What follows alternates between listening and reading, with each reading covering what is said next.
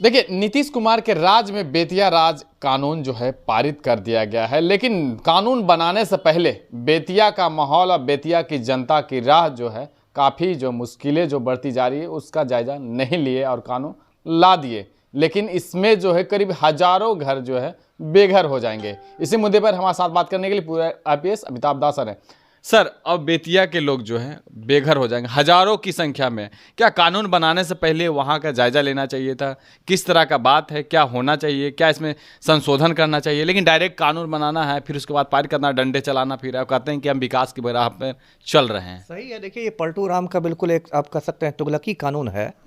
और ये जो बेतिया राज कानून बिहार सरकार ने पास किया है, उसके बाद हज़ारों परिवारों पर बेघर होने का खतरा मंडराने लगा है। अब इस मामले को मैं शुरू से समझाता हूँ दर्शकों को। देखिए, बिहार में बहुत सारी ज़मींदारियाँ थीं, जैसे कि दरभंगा राज, बेतिया राज, हथुआ राज, टेकारी राज, बनेली राज, इस तरह बहुत ज़मींदारियाँ थीं। दरभंगा राज सबसे बड़ी ज़मींदारी थी और ऐसे कहते बेतिया राज का नंबर दूसरा आता था। अब ये जो बेतिया राज का बहुत पुराना इतिहास है, मतलब बादशाह अकबर के समय ही एक उदयकरण सिंह थे, उनको चंपारण का शासक बनाया गया था। बेतिया राज मेनली चंपारण के इलाके में था, चूँकि राजधानी बेतिया में थी, इसलिए बेतिया राज लोग कहते हैं। उसके बाद देखिए क्या हुआ बेतिया राज में कि 1893 में जो आखिरी राजा थे बेतिया के, हरेंद्र मोहन सिंह नाम था, उनकी मृत्यु हो गई और उनका कोई बाल बच्चा था नहीं। उनको दो रानियाँ थी, एक शिवरत्ना कुंवर, एक जानकी कुंवर। उसके 3 साल बाद शिवरत्ना कुंवर का भी डेथ हो गया। तो ये अंग्रेज़ों का ज़माना था 1896। तो अंग्रेज़ों ने क्या किया कि बेतिया राज को कोर्ट ऑफ वार्ड्स के अधीन कर दिया। मतलब अब उसकी देखभाल, उसका प्रशासन जो है वो अंग्रेज़ों का कोर्ट ऑफ वार्ड्स संभालेगा, मतलब अंग्रेज़ अधिकारी लोग संभालेंगे। उसके बाद जब हिंदुस्तान आज़ाद हुआ 1947 में, तब जो बेतिया राज की ज़मीन थी वो बिहार सरकार के राजस्व परिषद के अधीन आ गई। तो राजस्व परिषद ही उसको देख रहा था। अब जो पलटू राम की सरकार ने बनाया है कानून, उसमें कहा गया है कि बेतिया राज को सीधे बिहार सरकार के अधीन ले आया गया है, उसकी ज़मीन को। अब बेतिया राज की जो ज़मीन है कम ज़मीन नहीं है, 15,000 एकड़ से ज़्यादा ज़मीन है। उत्तर प्रदेश में भी ज़मीन है, उत्तर प्रदेश में 143 एकड़ ही है, लेकिन बिहार में 15,000 एकड़ से ज़्यादा ज़मीन है। ज़्यादातर ज़मीन जो है वो चंपारण में है, मतलब 2 जिलों में है, पूर्वी चंपारण और पश्चिमी चंपारण में।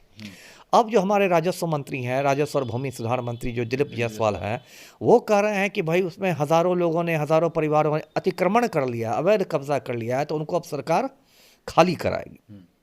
अब इसलिए मैंने कहा कि बिल्कुल काला कानून है, जन विरोधी कानून है। जो लोग उसमें रह रहे हैं, कोई आजकल से नहीं रह रहे हैं, 3-3, 4-4 पीढ़ियों से रह रहे हैं। यदि आज पोता वहाँ रह रहा है तो उसका पिता भी वहीं रहता था, उसका दादा परदादा सब वहीं रहता था।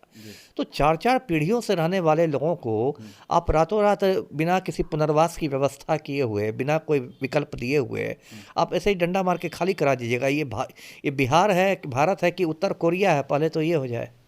मैं दर्शकों से यही कहता हूं कि देखिए, इस पर मुझे विपक्ष के भी मतलब इससे निराशा हुई है, विपक्ष के रवैये से। मतलब तेजस्वी यादव को जितना हमलावर होना चाहिए था सदन के अंदर और सदन के बाहर, वैसा नहीं हुए। इसको एकदम आराम से ये पास हो गया और उसके बाद मतलब एक ट्वीट तक नहीं आया है तेजस्वी यादव का, जो विपक्ष के नेता हैं। जबकि हज़ारों लोगों के उजड़ने का सवाल है। और जो प्रशांत किशोर जो आजकल बहुत ज़्यादा बिहार बदलने की ही बात करते हैं, उनकी जन स्वराज पार्टी का भी मैंने एक प्रेस विज्ञप्ति तक नहीं देखी है, ना ही प्रशांत किशोर का एक बयान देखा है। तो जो लोग रात दिन बिहार को बदलने की ही बात करते हैं, बिहार में खुद बदल गए और बिहार में हज़ारों परिवारों को बेघर होने का खतरा है और आप मुंह में दही जमाए हुए हैं। सर, किस तरह से फिर कहा जाता है कि अगर किसी जगह पे अगर 10 साल लोग रहते हैं तो वहाँ रेसिडेंटल वहाँ बन जाता है।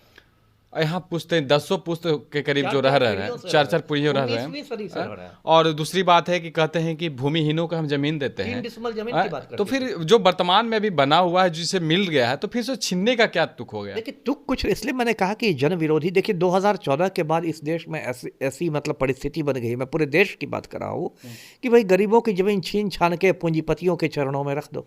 हो सकता है बिहार सरकार ये सारी ज़मीन ले ले और ज़मीन लेने के बाद गौतम अडानी के चरणों में रख दे और गौतम अडानी जी वहाँ अपने कारखाने लगा लें और अपना करोड़ों अरबों का मुनाफा कमाएं, अब बाकी लोग यहाँ पर बारिश में भीगते रहे।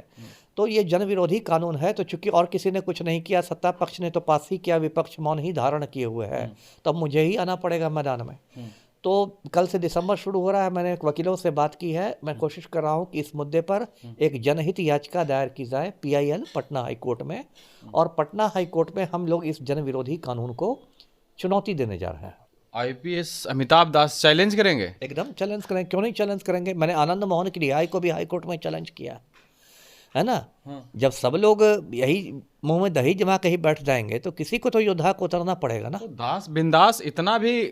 अरे दास तो शुरू से बिंदास रहे, इसमें आप कहने की क्या जरूरत है। तो मैंने वकीलों से बात की है, उसमें काम शुरू हो गया डर नहीं है? अरे डर, मैं सर पर कफन बांध के मैं लड़ता हूँ माफिया से। डर शब्द मेरी डिक्शनरी में है ही नहीं।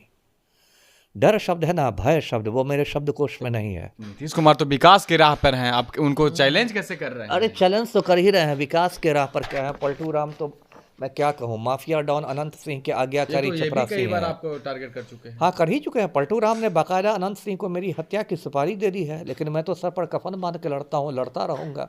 और यदि गर्दन कट जाएगी तो भूत बन के लड़ूंगा, है ना। पलटू राम ये नहीं सोचे कि अमिताभ दास की गर्दन कटवा देंगे तो मामला शांत हो जाएगा। अच्छा, तब मैं भूत बन के मुख्यमंत्री आवास में आऊँगा। पलटू राम को पेड़ों पर मेरा भूत दिखाई देगा, है ना। तो अभी तो पलटू राम का ऐसे ही दिमाग काम नहीं कर रहा है, जिस चीज़ का पैर पकड़ते घूमते हैं, उसके बाद तो पेड़ पर देख के भूत भूत चिल्लाएंगे। जी जी जी, धन्यवाद। तो आपने सुना क्या कुछ कह रहे थे। इनका कहना है कि अब हम अगर सत्ता और विपक्ष दोनों चुप्पी साध गए और इसे जो है सफलतापूर्वक पास कर दिया गया, लेकिन अमिताभ दास जो बेबाकी से अपना बातों को रखते हैं, समाज हित में काम करते हैं, तो अब जो है इन्होंने मोर्चा संभाल लिया। और कल जो है 1 दिसंबर है, 1 दिसंबर से अपना जो कार्य जो है शुरू करेंगे और सरकार के सामने अपना जो भी रहेगा वो दस्तावेज साबित करेंगे और सरकार को झुकाने का काम करेंगे। इससे पहले भी कई जो मामले जो है इनके पक्ष में आ चुके हैं, लेकिन देखना होगा कि ये जो राज्य है कब तक जो है सरकारी राज से अमिताभ दास जो है समाज हित में राज में बदलेंगे। इस तरह के तमाम खबरें बने रहे, देखते रहें एमके मीडिया। धन्यवाद।